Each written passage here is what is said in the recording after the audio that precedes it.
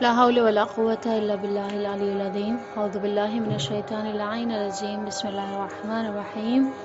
رب اشرح لي صدري ويسر لي أمري واحلل عقدة من لساني يفقهوا قولي اللهم صل على محمد وعلى محمد وعجل فرجهم خاران عزیزان السلام علیکم ورحمۃ اللہ وبرکاتہ۔ ہمارا آج کا درس جو ہے احکام و مسائل عبادات ہے،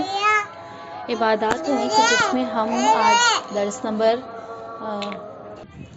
احکام و عبادات ہم جو ہیں آج مبطلات نماز ہم نے پڑھنا ہے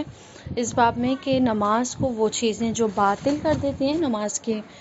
مثلا نماز کو توڑ دیتی ہیں، نماز کو ختم کر دیتی ہیں، وہ کون سی چیزیں ہیں کہ جس میں سے 12 شرائط ایسے ہیں کہ جس کے انجام دینے سے نماز ہماری کیا ہو جاتی ہے، آٹومیٹیکلی باطل ہو جاتی ہے۔ سب سے پہلا یہ کہ نماز کی کسی ایک شرط کا ختم ہو جانا، یعنی نماز کی جو شرائط ہیں، جس حالت میں نماز گزار کو نماز پڑھنے کا حکم دیا گیا، اگر ان شرطوں میں سے کوئی شرط اگر خارج ہو جاتی ہے، ختم ہو جاتی ہے، مثلا انسان جو ہے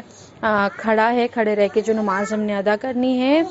اور کیا کہتے ہیں مثلا قبلہ رخ ہو کر نماز پڑھنی ہے، اب جب قبلہ رخ سے وہ ہٹ گئے یعنی ایک شرط اس کی کیا ہو گئی، ختم ہو گئی، تو یہاں پر کیا ہوگی، اس کی آٹومیٹیکلی نماز باطل ہو جاتی ہے۔ دوسری شرط یہ کہ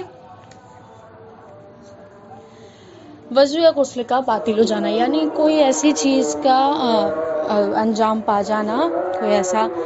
کام مثلا کوئی ایسی چیز رونما ہو جانی جس سے نماز یا غسل واجب ہو جاتا ہے، یہاں پر کیا ہو جاتا ہے، مثلا انسان اگر پیشاب یا پاخانہ جو ہے اس حالت میں آ جائے، یہاں پر کیا ہو جائے گی، نماز اس کی باطل ہو جائے گی۔ تیسرا یہ کہ آمدن ہاتھوں کو خضوع اور ادب کی نیت سے اگر باندھتا ہے تو نماز باطل ہو جاتی ہے، یعنی اگر انسان جان بوجھ کر ہاتھوں کو دونوں باندھ لے نماز میں تو یہ نماز کو باطل کر دیتا ہے۔ چوتھا یہ کہ سورہ حمد کے بعد جان بوجھ کر آمین کہنا، یعنی حمد کی سورہ کی اس نے تلاوت کی اور اس کے بعد اس نے آمین کہا اور یہ کام اس نے جان بوجھ کر انجام دیا ہے تو نماز کو باطل کر دیتا ہے۔ اگر بھول سے یہ کام اس کا انجام ہو گیا ہے، آمین کہہ دیا اس نے سورہ حمد پڑھنے کے بعد نماز میں، تو نماز باطل نہیں ہوتی، لیکن اگر جان بوجھ کر یہ کام کیا ہے تو اس کی نماز باطل ہو جائے۔ بغیر کسی عذر کے قبلے سے منہ پھیر لینا، یعنی کوئی وجہ نہیں تھی اور اس نے قبلے سے مثلا رخ جو ہے وہ موڑ لیا، قبلے کے ڈائریکشن سے وہ ہٹ گیا ہے، تو اس حالت میں بھی نماز باطل ہو جاتی ہے۔ جان بوجھ کر بات کرنا، یعنی چھٹا یہ کہ جان بوجھ کر کلام کرنا، یعنی اگر انسان عمدن نماز کی حالت میں کلام کر لیتا ہے، بات کر لیتا ہے، تو یہاں پر اس کی نماز باطل ہو جائے گی۔ ساتواں یہ کہ نماز کے مبطلات میں سے کسی ایسے آواز کے ساتھ جان بوجھ کر ہنسنا، یعنی اگر انسان جان بوجھ کر کہہ لگاتا ہے نماز میں تو یہاں پر کیا ہے، یعنی بے اختیاری حالت میں اگر وہ ہنستا ہے اور جان بوجھ کر ہنسی اسے آتی ہے، ہنسنے لگتا ہے متواتر طور پر، تو اس کی نماز باطل ہو جاتی ہے۔ اور اسی طرح یہ کہ احتیاط واجب کے بنا پر نماز کے مبطلات میں کہ انسان اگر دنیاوی کسی ریزن کی وجہ سے، دنیاوی کسی وجہ کی وجہ سے مثلا انسان پریشان ہے اور اس حالت میں وہ زور زور سے رونے لگتا ہے، بلند آواز سے اگر وہ روتا ہے نماز کی حالت میں، تو اس کی نماز باطل ہو جاتی ہے، مگر یہ کہ خوف خدا سے ہو، اگر خوف خدا سے انسان بلند آواز میں روتا ہے تو نماز باطل نہیں ہوتی۔ نواں یہ کہ نماز کے باطل کرنے والی چیزوں میں سے ہے کہ کوئی ایسا کام کرے کہ جس سے نماز کی شکل باقی نہ رہے، یعنی کوئی ایسی چیز انجام دے دے انسان کہ جس سے یہ کہا جائے کہ حالت نماز میں نہیں ہے، بس ایسی چیز کو انجام دینے سے نماز باطل ہو جاتی ہے۔ مبطلات نماز میں سے ایک یہ کہ کھانا اور پینا، یعنی انسان اگر حالت نماز میں ہے، اگر وہ کھانا و پینا کرتا ہے، یعنی کوئی چیز کھا لیتا ہے یا پی لیتا ہے، تو اس کی نماز باطل ہو جاتی ہے۔ 11واں یہ کہ مبطلات نماز میں سے 2 رکعتی یا 3 رکعتی نماز میں اگر انسان شک کرے کہ وہ دوسری رکعت میں ہے یا پہلی رکعت میں ہے یا دوسری یا تیسری رکعت میں، اگر اس حالت میں شک کرتا ہے تو اس کی نماز باطل ہو جاتی ہے۔ اور اگر 4 رکعتی نماز میں مثلا جو ظہر اثر ہے ہماری، اور مثلا ظہرین کی نماز یا ہماری عشاء کی نماز، 4 رکعتی نماز میں، اب یہاں پہ کیا حکم ہے، اگر پہلی اور دوسری رکعت کی نماز کی رکعت میں، یعنی پہلی اور دوسری رکعت میں اگر شک کرتا ہے کہ فرسٹ پڑھ رہا ہے یا سیکنڈ پڑھ رہا ہے، یہاں پر اس کی نماز باطل ہو جاتی ہے۔ لیکن اگر 4 رکعتی نماز کی دوسری، تیسری یا تیسری چوتھی میں شک کرتا ہے تو نماز باطل نہیں ہوتی۔ 2 رکعتی نماز اور 3 رکعتی نماز، یعنی فجر کی نماز اور مغرب کی نماز کی اگر پہلی، دوسری یا دوسری تیسری میں شک کرے گا، یہاں پر اس کی نماز باطل ہو جاتی ہے۔ نماز کے رکن کو جان بوجھ کر یا بھول کر کم یا زیادہ کرنا، یعنی جان بوجھ کر اگر کسی نے رکن نماز کو کم یا بیشی کری، اس کی نماز باطل ہو جاتی ہے۔ خوب، اب کہہ رہے ہیں کہ نماز کی کسی ایک شرط کا ختم ہو جانا، مسئلہ نمبر یہ کہ 1343، اگر نماز کے دوران اس کی کوئی ایک شرط فاقد ہو جائے تو نماز باطل ہو جائے گی، یعنی کوئی بھی ایک شرط کے اگر وہ پابندی یعنی ختم ہو جاتی ہے تو اس کی نماز باطل ہو جاتی ہے۔ اس کی مسائل جو ہے وہ مقدمات میں بیان کیے گئے نماز کے، اور یہاں پر جو ہے کچھ مثالیں بیان کی جا رہی ہیں کہ جو ہماری ریویژن کے لیے ہیں۔ مثلا یہ کہ سب سے پہلے کہ اگر نماز کے دوران یعنی وقت بہت زیادہ ہے نماز قضا ہونے میں، اور اسی دوران اسے یہ پتہ چل جاتا ہے کہ اس کا نماز جو پڑھ رہا ہے اس کا لباس جو ہے وہ نجس ہو گیا ہے، ٹھیک ہے، تو اب اگر وہ اس طرح سے مثلا اگر وہ چاہتا ہے کہ اپنے نماز کے درمیان میں ہی اگر وہ نماز اپنا لباس جو ہے شکل اگر نام بگاڑتے ہوئے لباس تبدیل کر سکتا ہے، مثلا کوئی رومال ہے اس کے پاس، ٹھیک ہے نا، اس نے رومال جو ہے اس کے پاس تھا اور وہ نجس ہے، اسے پتہ چل گیا، اب اس نے رومال جو ہے اٹھا کر رکھ دیا، یا نماز کی اصل شکل ختم نہیں ہوتی ہے، بس اس کی نماز وہ کنٹینیو کر سکتے ہیں، لیکن واقعاً اگر اس کی قمیض پر کوئی ہے نجس لگ گیا لیکن اب وہ قمیض اگر وہ تبدیل کرنا چاہتا ہے تو یہاں پہ کیا ہے، نماز کی شکل اس کی بگڑ جائے گی۔ مثلا مثال کے طور پہ بیان کر رہی ہوں کہ اس کی شکل اگر نماز کی ختم ہو جاتی ہے تو بس یہاں پر اس کی نماز باطل ہو جاتی ہے، ٹھیک ہے نا، کیونکہ وسیع وقت ہے، چنانچہ اس نے کیا کرنا ہے، اپنے نماز لباس کو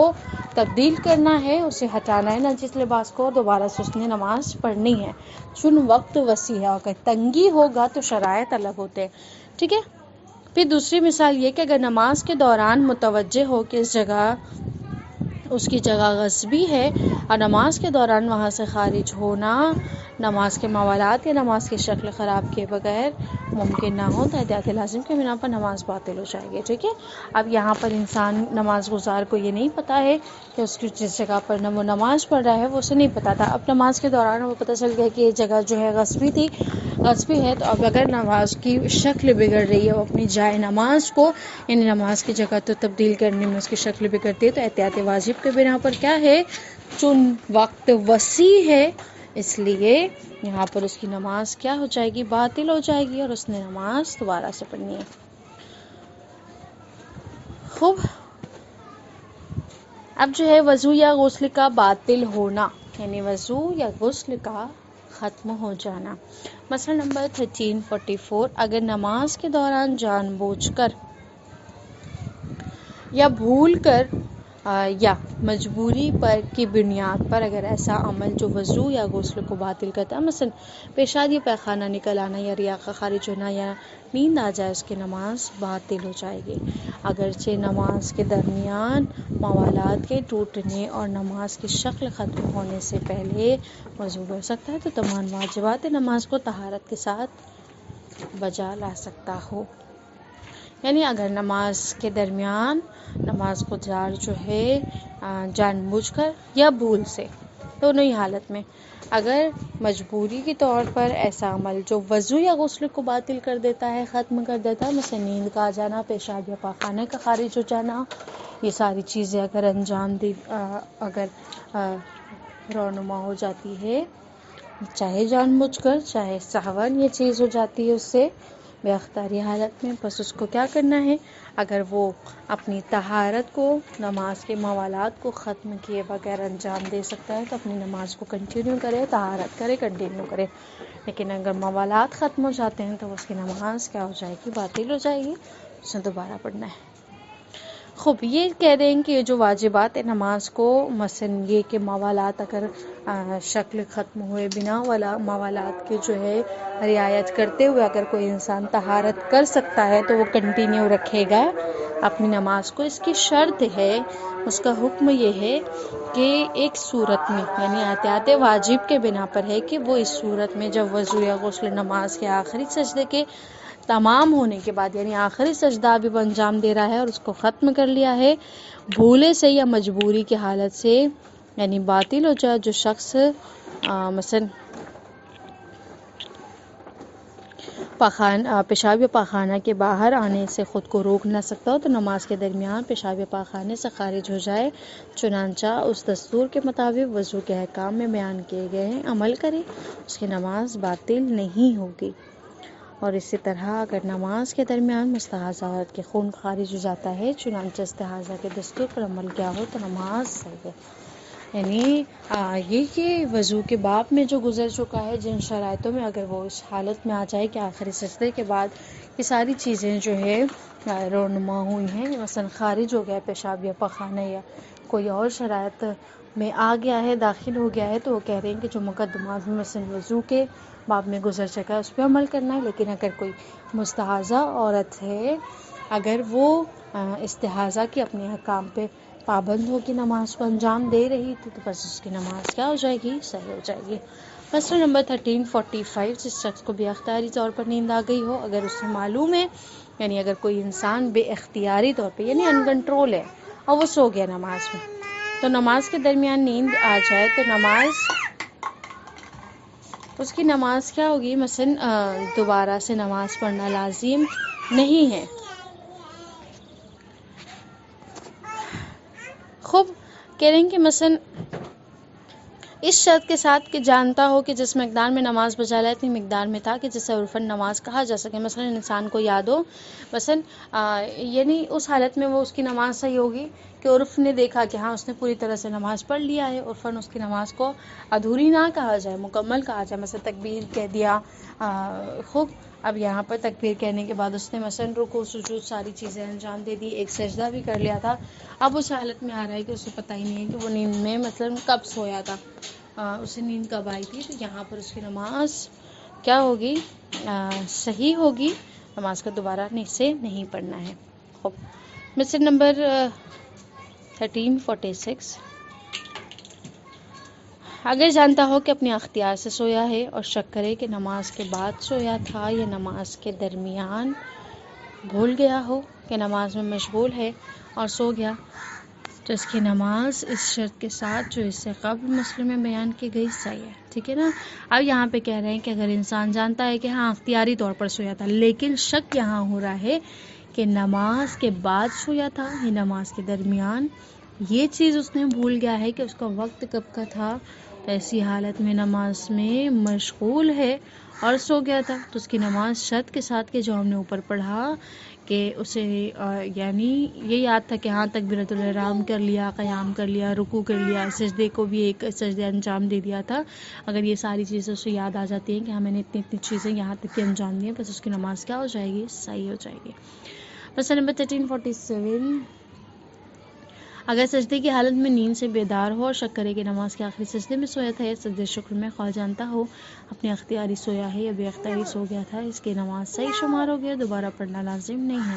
یعنی اب انسان سو گیا ہے، سو کر اٹھا ہے، سو کر اٹھنے کے بعد اسے پتہ ہی نہیں ہے کہ وہ آخری سجدے میں سویا تھا، نماز کے سجدے شکر میں سویا تھا،